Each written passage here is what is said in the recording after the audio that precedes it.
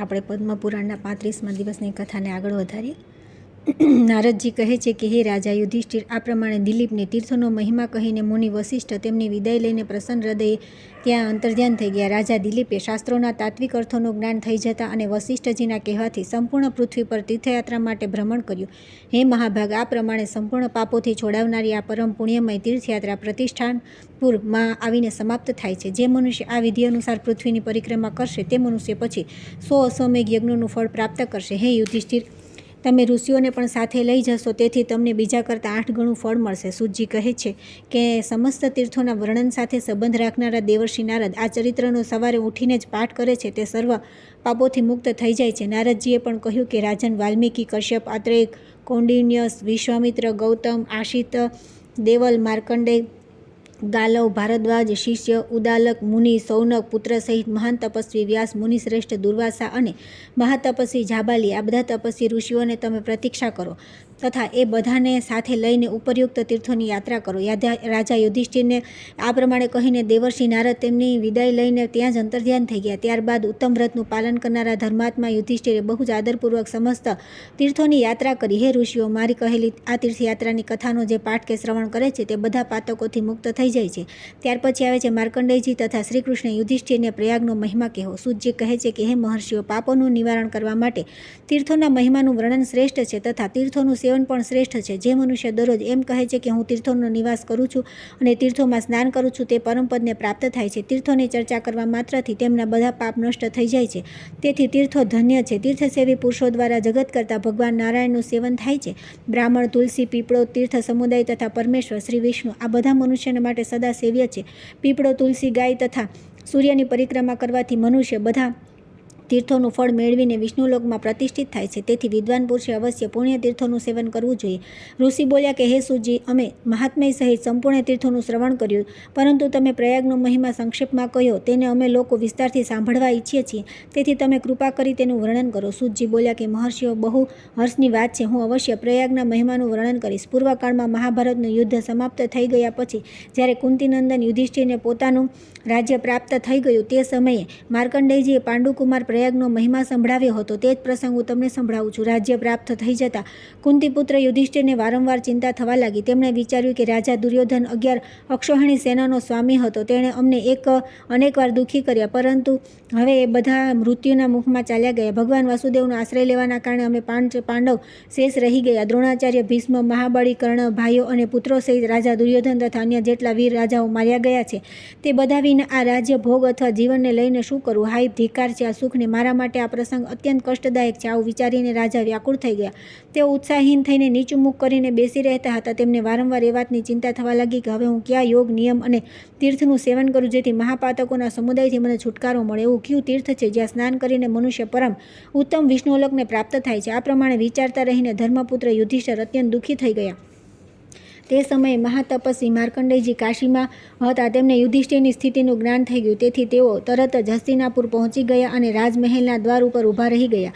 દ્વારપાળે જ્યારે તેમને જોયા ત્યારે તરત જ મહારાજની પાસે જઈને કહ્યું કે રાજન, માર્કંડેય મુનિ તમને મળવા આવ્યા છે અને દરવાજા ઉપર ઊભા છે. આ સમાચાર સાંભળતા ધર્મરાજા યુધિષ્ઠિર તરત જ રાજદ્વાર પર આવી પહોંચ્યા અને તેમના શરણાગત થઈને બોલ્યા કે હે મહામુનિ, તમારું સ્વાગત છે. હે મહાપ્રાજ્ઞ, તમારું સ્વાગત છે. આજે મારો જન્મ સફળ થઈ ગયો. આજે મારું કુળ પવિત્ર થઈ ગયું. આજે તમારા દર્શન થવાથી મારા પિતૃઓ તૃપ્ત થઈ ગયા. આમ કહીને યુધિષ્ઠિર મુનિને સિંહાસન પર બેસાડ્યા અને પગ ધોઈને પૂજા સામગ્રીથી તેમનું પૂજન કર્યું. ત્યારે માર્કંડેયજીએ કહ્યું કે રાજન, તમે વ્યાકુળ કેમ થઈ રહ્યા છો? મારી આગળ તમારો મનોભાવ પ્રગટ કરો. યુધિષ્ઠિર બોલ્યા કે હે મહામુનિ, રાજ્યને માટે અમારા લોકોએ જે વર્તાવ કર્યો છે તે બધા પ્રસંગને જાણીને જ તમે અહીં પધાર્યા છો. પછી તમને મારે શું કહેવું? માર્કંડેયજીએ કહ્યું કે હે મહાબાહુ, સાંભળો. જ્યાં ધર્મની વ્યવસ્થા છે તે શાસ્ત્રમાં સંગ્રામમાં યુદ્ધ કરનાર કોઈ પણ બુદ્ધિમાન પુરુષને માટે પાપની વાત દેખાતી નથી. પછી ખાસ કરીને ક્ષત્રિયના માટે કે જે રાજધર્મ માટે યુદ્ધમાં પ્રવૃત્ત થયો છે તેના માટે પાપની આશંકા કઈ રીતે કરી શકાય? તેથી આ વાતને સમજીને તમારે પાપની ચિંતા ન કરવી જોઈએ. હે મહાભાગ યુધિષ્ઠિર, તમે તીર્થની વાત જાણવા ઈચ્છતા હો તો તે સાંભળો. પુણ્યશાળી મનુષ્યોને માટે પ્રયાગની યાત્રા કરવી સર્વશ્રેષ્ઠ છે. યુધિષ્ઠિરે પૂછ્યું કે હે ભગવાન, હું એ સાંભળવા ઈચ્છું છું કે પ્રયાગની યાત્રા કઈ રીતે કરવામાં આવે છે.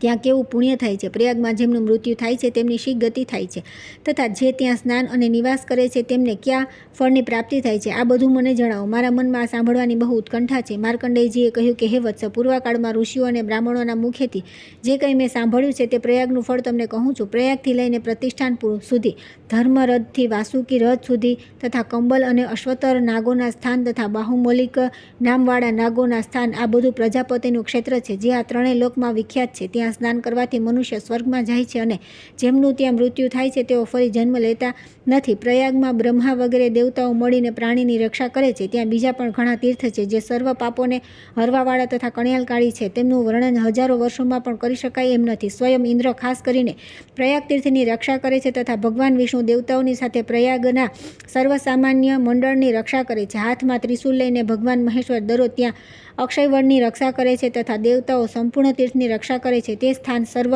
પાપોને હરનારું અને શુભ છે. જે પ્રયાગનું સ્મરણ કરે છે તેના સઘળા પાપ નષ્ટ થઈ જાય છે. તે તીર્થના દર્શન અને નામ કીર્તનથી તથા ત્યાંની માટીનો સ્પર્શ કરવાથી પણ મનુષ્ય પાપથી મુક્ત થઈ જાય છે. હે મહારાજ, પ્રયાગમાં 5 કુંડ છે જેમની વચ્ચે થઈને ગંગાજી વહે છે. પ્રયાગમાં પ્રવેશ કરનારા પાપ તરત નષ્ટ થઈ જાય છે. જે મનુષ્ય હજારો યોજનથી દૂર ગંગાજીનું સ્મરણ કરે છે તે પાપાચારી હોવા છતાં પરમ ગતિને પ્રાપ્ત થાય છે. મનુષ્ય ગંગાજીનું નામ લેવાથી જ પાપ મુક્ત થઈ જાય છે. દર્શન કરવાથી કલ્યાણને પ્રાપ્ત થાય છે તથા સ્નાન અને જળપાનથી પોતાની 7 પેઢીઓને પવિત્ર કરી દે છે. જે સત્યવાદી, અક્રોધી, અહિંસા, ધર્મમાં સ્થિત, ધર્માનુગામી, તત્વજ્ઞ તથા ગાયો અને બ્રાહ્મણોના હિતમાં તત્પર રહીને ગંગા યમુનાના સંગમમાં સ્નાન કરે છે તે સંપૂર્ણ પાપોથી છૂટી જાય છે તથા મનોકામનાને પ્રાપ્ત કરી લે છે. ત્યાર પછી સંપૂર્ણ દેવતાઓ દ્વારા રક્ષિત પ્રયાગમાં જઈને બ્રહ્મચર્યનું પાલન કરીને 1 માસ સુધી નિવાસ કરવું અને દેવતાઓને પિતૃઓનું તર્પણ કરવું. આથી મનુષ્ય મનોવાંછિત પદાર્થોને પ્રાપ્ત કરે છે. યુધિષ્ઠિર, પ્રયાગમાં સાક્ષાત ભગવાન મહેશ્વર સદા નિવાસ કરે છે. તે પરમ પાવન તીર્થ મનુષ્યને માટે દુર્લભ છે. હે રાજેન્દ્ર, દેવતા, દાનવ, ગંધર્વ, ઋષિ, સિદ્ધ અને ચારણ ત્યાં સ્નાન કરીને સ્વર્ગલોકમાં જઈને સુખ ભોગવે છે. પ્રયાગમાં જનાર મનુષ્ય સર્વ પાપોથી મુક્ત થઈ જાય છે. એમાં લેશ માત્ર પણ શંકા નથી. મનુષ્ય પોતાના દેશમાં હોય કે વનમાં, વિદેશમાં હોય કે ઘરમાં, જે પ્રયાગનું સ્મરણ કરતા મૃત્યુને પ્રાપ્ત થાય છે તે બ્રહ્મલોકમાં જાય છે. આ શ્રેષ્ઠ ઋષિઓનું કથન છે. જે મન, વાણી તથા ક્રિયા દ્વારા સત્ય ધર્મમાં સ્થિત થઈને ગંગા યમુનાની વચ્ચે આવેલી ભૂમિમાં દાન કરે છે તેને સદગતિ મળે છે. જે પોતાના માટે કે પિતૃઓ માટે અથવા દેવતાઓની પૂજા માટે પ્રયાગમાં સુવર્ણ, મણિ, મોતી અથવા ધાન્યનું દાન ગ્રહણ કરે છે તેની તીર્થયાત્રા વ્યર્થ છે. ત્યાં જ્યાં સુધી બીજાના દ્રવ્યોને ભોગવે છે ત્યાં સુધી તેને તીર્થ સેવનનું ફળ મળતું નથી. તેથી આ પ્રમાણે તીર્થ અથવા પવિત્ર મંદિરમાં જઈને કોઈની પાસે કશું ગ્રહણ ન કરવું. કોઈ પણ નિમિત્ત હોય દ્વિજે પતિગ્રહથી સાવધાન રહેવું જોઈએ. પ્રયાગમાં ભૂરા અથવા લીલા રંગની ગાયનું કે જે દૂધ આપતી હોય તેના શિંગડાઓને સોનાથી અને ખરીઓથી ચાંદીથી મઢીને દાન કરવું. પછી તેના ગળામાં વસ્ત્ર લપેટીને શ્વેત વસ્ત્રધારી શાંત, ધર્મજ્ઞ, વેદોના પરગામી તથા સાધુ, ક્ષોત્રિય, બ્રાહ્મણને ગંગા યમુનાનું સંગમમાં બોલાવીને વિધિપૂર્વક દાન કરવું. સાથે જ બહુ કિંમતી વસ્ત્ર તથા વિવિધ પ્રકારના રત્નો પણ આપવા જોઈએ. આથી તે ગાયના શરીરમાં જેટલા રૂવાટા છે તેટલા 1000 વર્ષો સુધી મનુષ્ય સ્વર્ગલોકને પ્રતિષ્ઠિત થાય છે. તે આ પુણ્યના પ્રભાવથી ભયંકર નરકના દર્શન કરતો નથી. લાખ ગાયો કરતાં એક જ દૂધ આપતી ગાય આપવી શ્રેષ્ઠ છે. તે એક જ પુત્રી, સ્ત્રી તથા સેવકો સુધીનો ઉદ્ધાર કરી દે છે. તેથી બધા દાનોમાં ગૌદાન સર્વથી ઉત્તમ છે. મહાપાતકના કારણે મળનારા ભયંકર નરકથી ગાય જ મનુષ્યની રક્ષા કરે છે. તેથી બ્રાહ્મણને ગૌદાન કરવું જોઈએ. કુરુશ્રેષ્ઠ, જે મનુષ્ય દેવતાઓ દ્વારા સેવિત પ્રયાગ તીર્થમાં બળદ અથવા બળદગાડીમાં બેસીને જાય છે તે મનુષ્ય પર ગાયો ભયંકર ક્રોધિત થવાથી તે નરકમાં જાય છે તથા તેના પિતૃઓ તેની આપેલી જલાંજલિ ગ્રહણ કરતા નથી. જે ઐશ્વર્યના લોભે અથવા મોહવશ વાહન દ્વારા તીર્થયાત્રા કરે છે તેના તીર્થ સેવાનું કંઈ ફળ મળતું નથી. તેથી તીર્થયાત્રામાં વાહનોનો ત્યાગ કરવો જોઈએ. જે ગંગા યમુનાની વચ્ચે ઋષિઓની બતાવેલી વિધિ તથા પોતાના સામર્થ્ય પ્રમાણે કન્યાદાન કરે છે તે આ શુભ કર્મના પ્રભાવથી યમરાજ તથા ભયંકર નરકના દર્શન કરતો નથી. જે મનુષ્ય મૃત્યુ અક્ષયવટની નીચે થાય છે તે રુદ્રલોકમાં જાય છે. ત્યાં રુદ્રનો આશ્રય લઈને 12 સૂર્ય તપે છે અને સંપૂર્ણ જગતને બાળી નાખે છે, પરંતુ વડના મૂળને બાળી શકતા નથી. જ્યારે સૂર્ય, ચંદ્રમા અને વાયુનો નાશ થઈ જાય અને સંપૂર્ણ જગત એકાવરણમાં મગ્ન દેખાય તે સમયે ભગવાન વિષ્ણુ અહીં અક્ષયવટ પર શયન કરે છે. દેવતા, દાનવ, ગંધર્વ, ઋષિ, સિદ્ધ અને ચારણ બધા જ ગંગા યમુનાના સંગમમાં સ્થિત તીર્થનું સેવન છે. ત્યાં બ્રહ્મા વગેરે દેવતા, દિશાઓ, દિક્પાલ, લોકપાલ, સાધ્ય, પિત્તર, સનતકુમાર વગેરે, પરમર્ષિ, અંગિરા વગેરે બ્રહ્મર્ષિ, નાગ, ગરુડ, પક્ષી, નદીઓ, સમુદ્ર, પર્વત, વિદ્યાધર તથા સાક્ષાત ભગવાન વિષ્ણુ પ્રજાપતિને આગળ રાખીને નિવાસ કરે છે. તે તીર્થનું નામ સાંભળવાથી, તેનું નામ લેવાથી તથા ત્યાંની માટીનો સ્પર્શ કરવાથી પણ મનુષ્ય પાપથી મુક્ત થઈ જાય છે. જે જ્યાં કઠોર વ્રતનું પાલન કરીને સંગમમાં સ્નાન કરે છે તે રાજસુખ રાજસૂય અને અશ્વમેઘ યજ્ઞો જેવું ફળ પ્રાપ્ત કરે છે. યોગમુક્ત વિદ્વાન પુરુષને જે ગતિ પ્રાપ્ત થાય છે તે ગતિ ગંગા યમુનાના સંગમમાં મૃત્યુ પામનારા પ્રાણીની પણ થાય છે. આ પ્રમાણે પરમપદના સાધન એવા પ્રયાગ તીર્થના દર્શન કરીને યમુનાના દક્ષિણ કિનારે કે જ્યાં કંબલ અને અશ્વતર નાગોનું સ્થાન છે ત્યાં જવું જોઈએ. ત્યાં સ્નાન પાન કરવાથી મનુષ્ય બધા પાપોથી છૂટી જાય છે. તે પરમ પ્રભુ મહાદેવજીનું સ્થાન છે.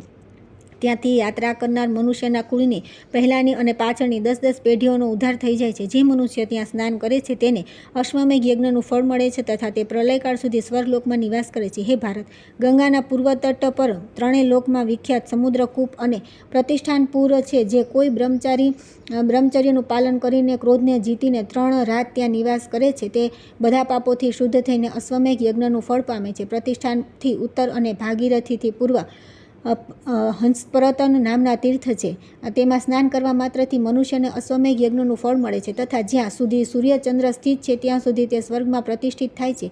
રમણીય અક્ષયવટની નીચે બ્રહ્મચારી, જીતેન્દ્રિય તથા યોગયુક્ત થઈને ઉપવાસ કરનાર મનુષ્ય બ્રહ્મજ્ઞાનને પ્રાપ્ત થાય છે. કોટી તીર્થમાં જઈને જેનું મૃત્યુ થાય છે તે કરોડો વર્ષ સુધી સ્વર્ગમાં સન્માનિત થાય છે. 4 વેદોના અધ્યયનથી જે પુણ્ય થાય છે, સત્ય બોલવાથી જે ફળ મળે છે તથા અહિંસાના પાલનથી જે ધર્મ થાય છે તે દશાશ્વમેઘ ઘાટની યાત્રા કરવાથી જ પ્રાપ્ત થાય છે. ગંગાજીમાં જ્યાં પણ સ્નાન કરીએ તેનાથી કુરુક્ષેત્ર જેવું ફળ મળે છે, પરંતુ જ્યાં ગંગાજી સમુદ્રને મળે છે ત્યાંનું મહાત્મ્ય કુરુક્ષેત્રથી 10 ગણું છે. મહાભાગા ગંગાજી જ્યાં પણ વહે છે ત્યાં અનેક તીર્થ અને તપસ્વી રહે છે. તે સ્થાને સિદ્ધ ક્ષેત્ર સમજવું જોઈએ. એમાં બીજો વિચાર કરવાની જરૂર નથી. ગંગા પૃથ્વી પર મનુષ્યને પાતાળમાં નાગોને અને સ્વર્ગમાં દેવતાઓને તારે છે. તે માટે ગંગાજીને ત્રિપથગામી કહે છે. કોઈ પણ પ્રાણીના અસ્થિ જેટલો સમય ગંગાજીમાં રહે છે તેટલા 1000 વર્ષ સુધી તે સ્વર્ગલોકમાં સન્માનિત થાય છે. ગંગાજી તીર્થોમાં શ્રેષ્ઠ તીર્થ, નદીઓમાં ઉત્તમ નદી તથા સંપૂર્ણ ભૂતો મહાપાતિકીઓ પણ મોક્ષ આપનારા છે. ગંગાજી સર્વત્ર સુલભ છે. માત્ર 3 સ્થાનોમાં તે દુર્લભ મનાય છે: ગંગાદ્વાર, પ્રયાગ તથા ગંગાસાગરમાં. ત્યાં સ્નાન કરીને મનુષ્ય સ્વર્ગમાં જાય છે તથા જેમનું મૃત્યુ ત્યાં થાય છે તેઓ ફરી જન્મ લેતા નથી. જેમનું ચિત્ત પાપથી દૂષિત છે એવા બધા પ્રાણીઓ અને મનુષ્યોની ગંગાજી સિવાય અન્યત્ર ગતિ નથી. ગંગાજી સિવાય બીજા કોઈ ગતિ છે જ નહીં. ભગવાન શંકરના મસ્તકથી નીકળેલા ગંગાજી સર્વ પાપોને હરનારા અને શુભકારી છે. તેઓ પવિત્રોને પણ પવિત્ર કરનારા છે અને મંગલમય પદાર્થોને માટે પણ મંગલ કરનારા છે. હે રાજન, ફરી પ્રયાગનું મહાત્મ્ય સાંભળો. જે સાંભળીને મનુષ્ય અવશ્ય મુક્ત થઈ જાય છે. ગંગાના ઉપર તટ પર માનસ નામનું તીર્થ છે. ત્યાં 3 રાત ઉપવાસ સમસ્ત કામનાઓ પૂર્ણ થઈ જાય છે. મનુષ્ય ગાય, ભૂમિ અને સુવર્ણનું દાન કરવાથી જે ફળ મળે છે તે ફળ આ તીર્થનું વારંવાર સ્મરણ કરવાથી મળી જાય છે. જે ગંગાજીમાં મૃત્યુ પામે છે તેને સ્વર્ગની પ્રાપ્તિ થાય છે. માઘ માસમાં ગંગા અને યમુનાના સંગમ પર 66,000 તીર્થોનો સમાગમ થાય છે. વિધિપૂર્વક 1 લાખ ગાયોનું દાન કરવાથી જે ફળ મળે છે તે માઘ માસમાં પ્રયાગમાં 3 દિવસ સ્નાન કરવાથી મળી જાય છે. જે ગંગા યમુનાની વચ્ચે પંચગ્નિ સેવનની સાધના કરે છે તેના બધા અંગો સુરક્ષિત રહે છે. તેના રોગ દૂર થઈ જાય છે તથા તેની 5 ઇન્દ્રિયો સબળ રહે છે. એટલું જ નહીં, તે મનુષ્ય શરીરમાં જેટલા રૂવાટા હોય છે તેટલા 1000 વર્ષો સુધી તે સ્વર્ગલોકમાં નિવાસ કરે છે. યમુનાજીના ઉપર તટ પર પ્રયાગના દક્ષિણ ભાગમાં ઋણમોચન નામના તીર્થ છે જે અત્યંત શ્રેષ્ઠ મનાય છે. ત્યાં 1 રાત નિવાસ કરવાથી મનુષ્ય સમસ્ત ઋણોથી મુક્ત થઈ જાય છે. તેને સૂર્યલોકની પ્રાપ્તિ થાય છે. પ્રયાગનું મંડળ 5 યોજન વિસ્તારનું છે. તેમાં પ્રવેશ કરનારા પુરુષને અશ્વમેઘ યજ્ઞનું ફળ પ્રાપ્ત થાય છે. જે મનુષ્યનું ત્યાં મૃત્યુ થાય છે તે પોતાની પાછળની 7 અને આગળની 14 પેઢીઓને તારી દે છે. હે મહારાજ, આવું સમજીને પ્રયાગમાં સદા શ્રદ્ધા રાખવી જોઈએ. જેમનું ચિત્ત પાપોથી દૂષિત છે તે અશ્રદ્ધાળુ પુરુષ તે સ્થાનમાં અર્થાત દેવ નિર્મિત પ્રયાગમાં જઈ શકતા નથી. હે રાજન, હવે હું અતિ ગોપનીય રહસ્યની વાત કહી રહ્યો છું જે સર્વ પાપોને હરનારી છે. સાંભળો. જે મનુષ્ય પ્રયાગમાં ઇન્દ્રિય સંયમપૂર્વક 1 માસ સુધી નિવાસ કરે છે તે સર્વ પાપોથી મુક્ત થઈ જાય છે એવું બ્રહ્માજીનું કથન છે. ત્યાં રહેવાથી મનુષ્ય પવિત્ર, જીતેન્દ્રિય, અહિંસક અને શ્રદ્ધાળુ થઈને બધા પાપોથી છૂટી જાય છે અને પરમપદને પ્રાપ્ત થાય છે. ત્યાં 3 સમય સ્નાન અને ભિક્ષાનો આહાર કરવો જોઈએ. આ પ્રમાણે 3 માસ સુધી પ્રયાગનું સેવન કરનાર મનુષ્ય મુક્ત થઈ જાય છે. હે તત્વજ્ઞ યુધિષ્ઠિર, તમારી પ્રસન્નતા માટે આ ધર્મ અનુસાર સનાતન ગુહ્ય રહસ્યનું મેં વર્ણન કર્યું છે.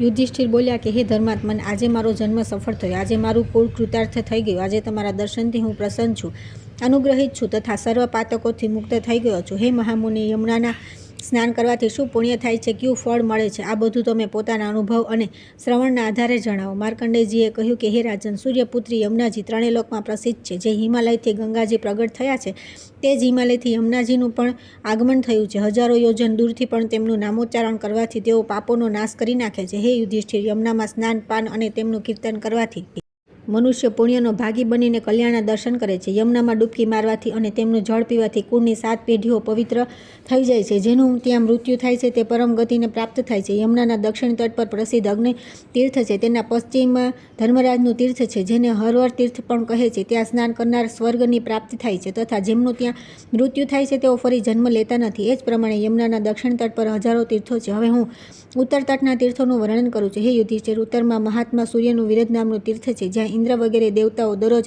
સંધ્યોપાસન કરે છે. દેવતાઓ તથા વિદ્વાનો આ તીર્થનું સેવન કરે છે. તમે પણ શ્રદ્ધાપૂર્વક દાનમાં પ્રવૃત્ત થઈને તે તીર્થમાં સ્નાન કરો. ત્યાં બીજા પણ ઘણા તીર્થ છે જે સર્વ પાપોને હરનારા અને શુભ છે. તેમાં સ્નાન કરીને મનુષ્ય સ્વર્ગમાં જાય છે તથા જેમનું ત્યાં મૃત્યુ થાય છે તેઓ મોક્ષ પામે છે. ગંગા અને યમુના બંને સમાન ફળ આપનારા માનવામાં આવે છે. માત્ર શ્રેષ્ઠતાના કારણે ગંગા સર્વત્ર પૂજાય છે. હે કુંતી નંદન, તમે પણ આ બધું પ્રમાણમાં તીર્થોમાં સ્નાન કરો.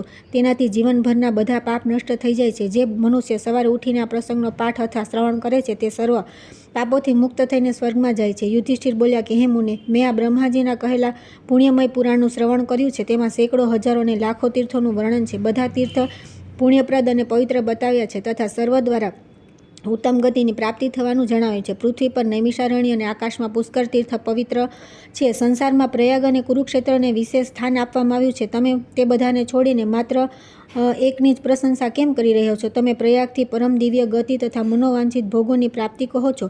અલ્પ અનુષ્ઠાન દ્વારા વધારે ફળની પ્રાપ્તિ બતાવતા તમે પ્રયાગની જ વધારે પ્રશંસા કેમ કરી રહ્યા છો? આ મારો સંશય છે. આ સંબંધમાં તમે જેવું જોયું અને સાંભળ્યું હોય તે અનુસાર મારા આ સંશયનું નિવારણ કરો. માર્કંડેયજીએ કહ્યું કે હે રાજન, મેં જેવું જોયું અને સાંભળ્યું છે તે અનુસાર પ્રયાગનું મહાત્મ્ય બતાવું છું. સાંભળો. પ્રત્યક્ષ રૂપે, પરોક્ષ તથા જે રીતે સંભવ થશે હું તેનું વર્ણન કરીશ. શાસ્ત્રને પ્રમાણ માનીને આત્માનો પરમાત્મા સાથે જે યોગ કરવામાં આવે છે તે યોગની પ્રશંસા કરવામાં આવે છે. હજારો જન્મો બાદ મનુષ્યને તે યોગની પ્રાપ્તિ થાય છે. એ જ પ્રમાણે હજારો યુગમાં યોગની ઉપલબ્ધિ થાય છે. બ્રાહ્મણોને રત્નોનું દાન કરવાથી મનુષ્યને યોગની ઉપલબ્ધિ થાય છે. પ્રયાગમાં મૃત્યુ થવાથી આ બધું આપમેળે સુલભ થઈ જાય છે. જેમ સંપૂર્ણ ભૂતોમાં વ્યાપક બ્રહ્મની સર્વત્ર પૂજા થાય છે તે જ પ્રમાણે સંપૂર્ણ લોકમાં વિદ્વાનો દ્વારા પ્રયાગ પૂજાય છે. નૈમિષારણ્ય, પુષ્કર, ગૌતીર્થ, સિંધુ સાગર, સંગમ, કુરુક્ષેત્ર, ગયા અને ગંગાસાગર તથા બીજા પણ અનેક તીર્થ પણ પવિત્ર પર્વત બધા મળીને 30 કરોડ 10,000 તીર્થ પ્રયાગમાં સદા નિવાસ કરે છે એવું વિદ્વાનોનું કથન છે. ત્યાં 3 અગ્નિકુંડ છે જેમની વચ્ચે થઈને ગંગાજી પ્રયાગથી નીકળે છે. વાયુ દેવતાઓ, દેવલોક, ભૂલોક તથા અંતરિક્ષમાં 3.5 કરોડ તીર્થો બતાવ્યા છે. ગંગાજીને તે બધા તીર્થોનું સ્વરૂપ માનવામાં આવે છે. પ્રયાગ પ્રતિષ્ઠાનપુર, કંબલ અને અશ્વતર નાગોના સ્થાન તથા ભોગવતી આ પ્રજાપતિની વેદીઓ છે. હે યુધિષ્ઠિર, ત્યાં દેવતાઓ, મૂર્તિમાન યજ્ઞ તથા તપસ્વી ઋષિઓ રહે છે અને પ્રયાગની પૂજા કરે છે. પ્રયાગનું આ મહાત્મ્ય ધન્ય છે. એ જ સ્વર્ગ આપનાર છે. એ જ સેવન કરવા યોગ્ય છે. એ જ સુખરૂપ છે અને એ જ પુણ્યમય છે. એ જ સુંદર છે અને એ જ પરમ ઉત્તમ, ધર્મને અનુકૂળ તથા પાવન છે. મહર્ષિઓનું ગોપનીય રહસ્ય છે જે સર્વ પાપોનો નાશ કરનારું છે. આ પ્રસંગનો પાઠ દ્વિજ સર્વ પ્રકારના પાપોથી મુક્ત થઈ જાય છે. હે કુરુનંદન, તમે પ્રયાગમાં તીર્થોમાં સ્નાન કરો. હે રાજન, તમે જે પ્રશ્ન કર્યો તેથી મેં તમને પ્રયાગ મહાત્મ્યનું વર્ણન કહી સંભળાવ્યું. આને સાંભળીને તમે પોતાના સમસ્ત પિતૃઓ અને પિતામહોનો ઉદ્ધાર કરી દીધો. યુધિષ્ઠિર બોલ્યા કે હે મહામુને, તમે પ્રયાગ મહાત્મ્યની આ સઘળી કથા સંભળાવી. એ જ પ્રમાણે બીજી બધી વાતો પણ કહો જેથી મારો ઉદ્ધાર થઈ શકે. માર્કંડેયજીએ કહ્યું કે હે રાજન, સાંભળો. કહું છું કે બ્રહ્મા, વિષ્ણુ તથા મહાદેવ આ ત્રણેય દેવતા સર્વના પ્રભુ અને અવિનાશી છે. બ્રહ્મા આ સંપૂર્ણ જગતની અર્થાત ચરાચર પ્રાણીઓની સૃષ્ટિ કરે છે અને પરમેશ્વર વિષ્ણુ તે બધાનું પાલન કરે છે. પછી જ્યારે કલ્પનો અંત આવે છે ત્યારે ભગવાન રુદ્ર પણ સંપૂર્ણ જગતનો સંહાર કરે છે. એ બ્રહ્મા, વિષ્ણુ અને મહાદેવજી પ્રયાગમાં સદા નિવાસ કરે છે. પ્રયાગ મંડળનો વિસ્તાર 5 યોજન છે. ઉપરયુક્ત દેવતા પાપ કર્મનું નિવારણ કરતા રહીને તે મંડળની રક્ષા માટે ત્યાં ઉપસ્થિત રહે છે. તેથી પ્રયાગમાં કરેલું કિંચિત પાપ પણ નરકમાં નાખી દે છે. સૂતજી કહે છે કે ત્યાર પછી ધર્મ પર વિશ્વાસ કરનાર સમસ્ત પાંડવોએ ભાઈઓ સહિત બ્રાહ્મણોને નમસ્કાર કરી ગુરુજનો અને દેવતાઓને તૃપ્ત કર્યા.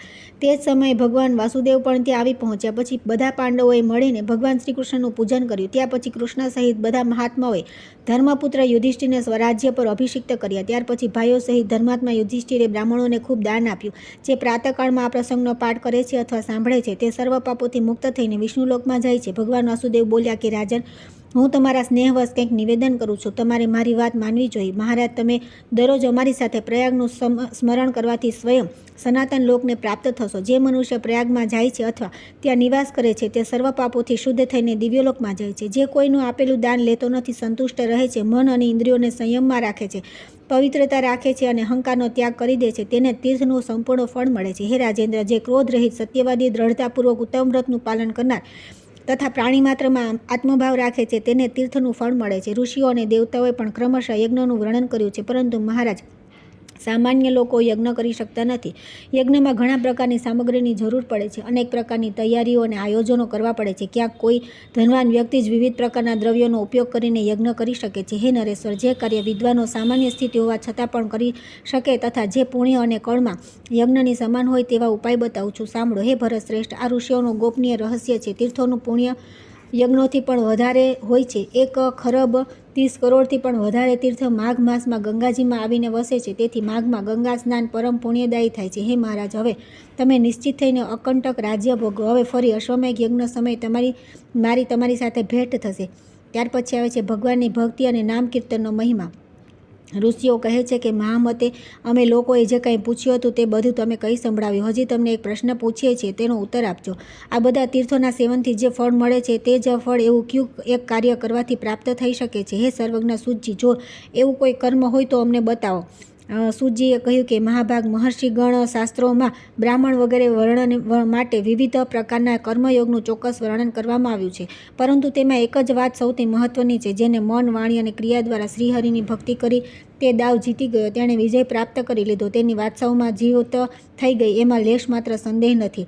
સંપૂર્ણ દેવેશ્વરોના પણ ઈશ્વર ભગવાન શ્રીહરિની સારી પેઠે આરાધના કરવી જોઈએ. હરિનામરૂપી મહામંત્રો દ્વારા પાપરૂપી પિશાચોનો સમુદાય નષ્ટ થઈ જાય છે. એકવાર પણ શ્રીહરિની પ્રદક્ષિણા કરીને મનુષ્ય શુદ્ધ થઈ જાય છે તથા સંપૂર્ણ તીર્થોમાં સ્નાન કરવાનું જે ફળ મળે છે તેને તે પ્રાપ્ત કરી લે છે, એમાં લેશ પણ સંદેહ નથી. મનુષ્ય શ્રીહરિની પ્રતિમાના દર્શન કરીને સર્વ તીર્થોનું ફળ મેળવે છે તથા શ્રી વિષ્ણુના શ્રેષ્ઠ નામના જપ કરીને સઘળા મંત્રોનું જપનું ફળ પ્રાપ્ત કરી લે છે. હે દ્વિજવરો, ભગવાન વિષ્ણુના પ્રસાદ સ્વરૂપ તુલસી દળને સૂંઘીને મનુષ્ય યમરાજના પ્રચંડ તથા વિકરાળ મુખના દર્શન કરતો નથી. એકવાર પણ શ્રીકૃષ્ણને પ્રણામ કરનાર મનુષ્ય પુનઃ માતાના સ્તનોનું દૂધ પીતો નથી, તેનો બીજો જન્મ થતો નથી. જે પુરુષોનું ચિત્ત શ્રીહરિના ચરણોમાં પુરવાયેલું છે તેમને દરરોજ મારા વારંવાર નમસ્કાર છે. પુષ્કલ, સ્વપ તથા બીજા પણ જે મલેચ્છ જાતિના મનુષ્ય છે તેઓ પણ જો એકમાત્ર શ્રીહરિના ચરણોની સેવામાં રત રહે તો વંદનીય અને પરમ ભાગ્યશાળી છે.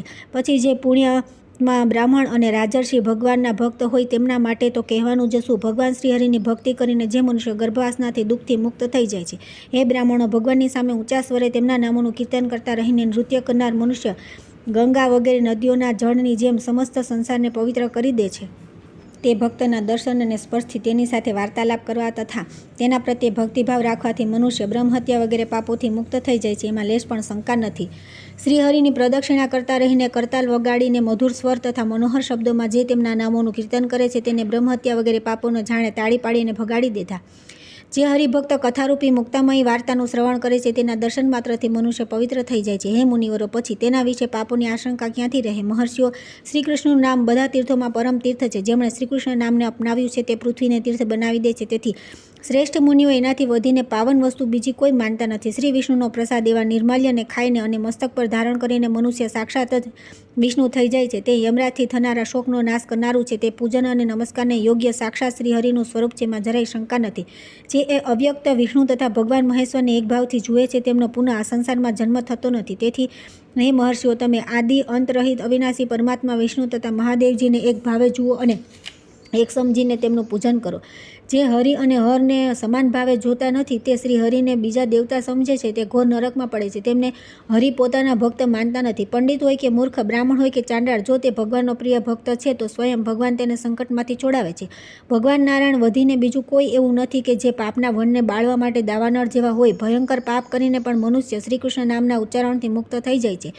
ઉત્તમ વ્રતનું પાલન કરનારા મહર્ષિઓ જગતગુરુ ભગવાન નારાયણે સ્વયં પોતાના નામમાં પોતાનાથી પણ વિશેષ શક્તિ સ્થાપિત કરી દીધી છે. નામ કીર્તનમાં પરિશ્રમ તો થોડો થાય છે પરંતુ ફળ બહુ મોટું મળે છે.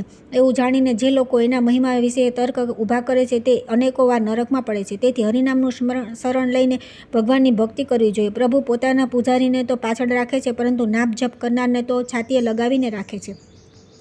હરિનામરૂપી મહાન વ્રજ પાપોના પહાડને ચીરી નાખે છે. જે ભગવાન તરફ આગળ વધતો હોય મનુષ્યમાં તે જ પગ સફળ છે, તે જ હાથ ઉત્તમ ધન્ય છે. જે ભગવાનની પૂજામાં વ્યસ્ત રહે છે, જે મસ્તક ભગવાનની સામે ઝૂકે છે તે જ ઉત્તમ અંગ છે. જીભ તે જ શ્રેષ્ઠ છે જે ભગવાન શ્રીહરિની સ્તુતિ કરે છે. મન પણ તે જ શ્રેષ્ઠ છે જે તેમના ચરણોનું ચિંતન કરે છે, તથા રૂવાટા પણ તે જ સાર્થક છે જે ભગવાનનું નામ લેતા ઊભા થઈ જાય છે.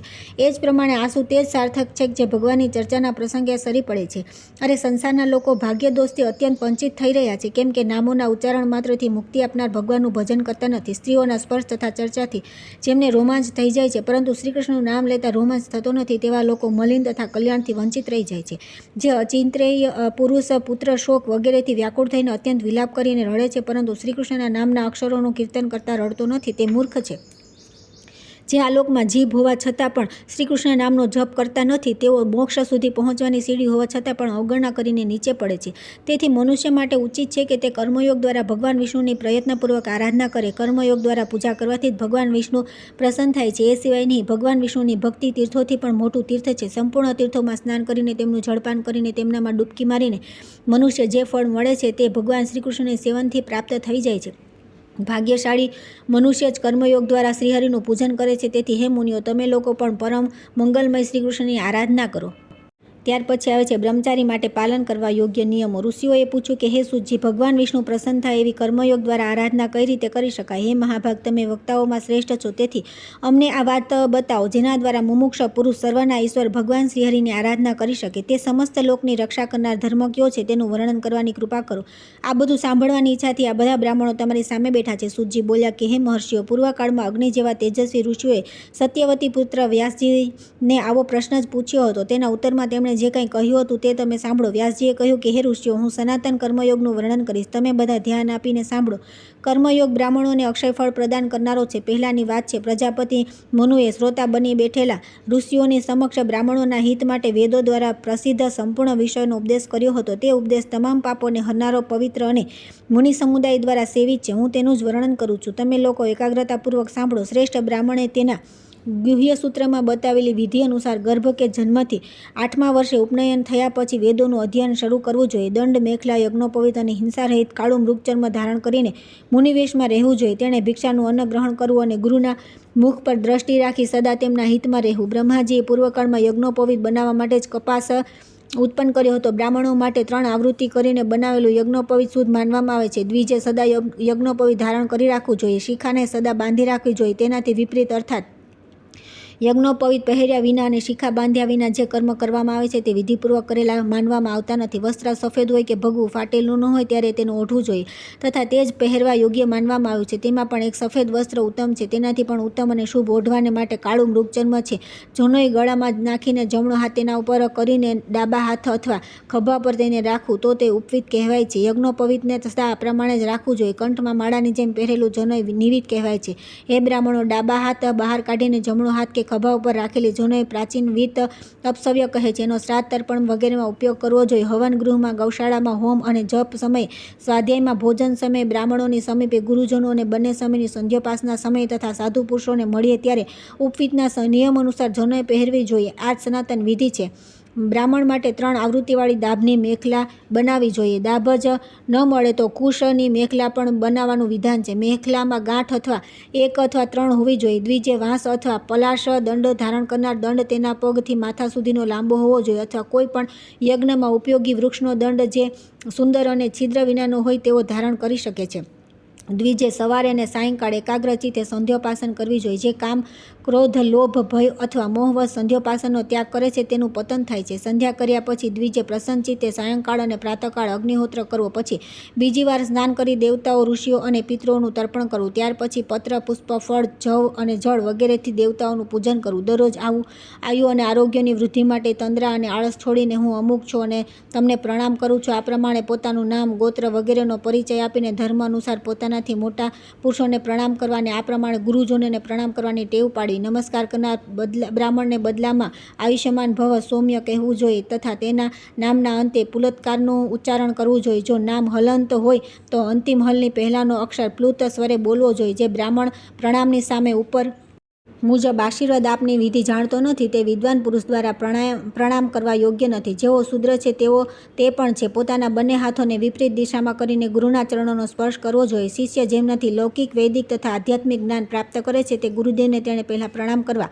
જળ, ભિક્ષા, ફૂલ અને સમિધા આ બધાએ વસ્તુઓને બીજા દિવસ માટે સંગ્રહ ન કરવો. દરરોજ જરૂર પ્રમાણે લઈ આવી. દેવતાઓને નિમિત્ત કરવામાં આવતા કાર્યોમાં પણ જે આ પ્રકારની આવશ્યક વસ્તુઓ છે તેમનો પણ બીજા સમય માટે સંગ્રહ કરવો નહીં. બ્રાહ્મણ સાથે મિલન થતાં કુશળ પૂછવી. ક્ષત્રિયને અનામય અને વૈશ્યને ક્ષેમ અને શૂદ્રને આરોગ્ય પૂછવું. ઉપાધ્યાય, પિતા, મોટો ભાઈ, રાજા, મામા, સસરા, નાના, દાદા, વર્ણમાં આપણાથી શ્રેષ્ઠ વ્યક્તિ તથા પિતાનો ભાઈ આ બધાના ગુરુ માનવામાં આવે છે. માતા, નાની, ગુરુપત્ની, ફોઈ, માસી, સાસુ, દાદી, મોટી બહેન અને દૂધ પીવડાવનારી ધાવ આ બધાને ગુરુ માનવામાં આવે છે. આ ગુરુવર્ગ માતા અને પિતાને સંબંધને કારણે છે. તેથી મન, વાણી અને શરીરની ક્રિયા દ્વારા તેમના અનુકૂળ આચરણ કરવું જોઈએ. ગુરુજનોને જોતાં જ ઊભા થઈ જવું અને હાથ જોડીને પ્રણામ કરવા. તેમની સાથે એક આસન પર બેસવું નહીં. તેમની સાથે વિવાદ ન કરો. પોતાના જીવનની રક્ષા માટે પણ ગુરુજનો સાથે દ્વેષપૂર્વક વાતચીત ન કરે.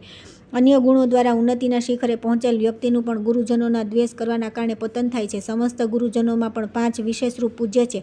તે 5માં પણ પ્રથમ પિતા, માતા અને આચાર્ય આ 3 સર્વશ્રેષ્ઠ છે. તેમનામાં પણ માતા સૌથી વિશેષ આદરણીય છે. પિતા જન્મ આપનાર, માતા વિદ્યા ભણાવનાર, ગુરુ, મોટો ભાઈ અને સ્વામી આ 5 પરમ પૂજ્ય ગુરુ માનવામાં આવે છે. કલ્યાણની ઈચ્છા રાખનાર વ્યક્તિએ પોતાના પૂરા પ્રયત્ન અથવા પ્રાણ ત્યાગીને પણ આ 5યનું વિશેષ રૂપે સન્માન કરવું જોઈએ. જ્યાં સુધી પિતા અને માતા બંને હયાત હોય ત્યાં સુધી બધું જ છોડીને પુત્રે તેમની સેવા કરવી જોઈએ. પિતા માતા જો પુત્રના ગુણોથી સારી પેઠે પ્રસન્ન હોય તો પુત્રે તેમની સેવારૂપી કર્મથી સંપૂર્ણ ધર્મનું ફળ પ્રાપ્ત કરી લે છે.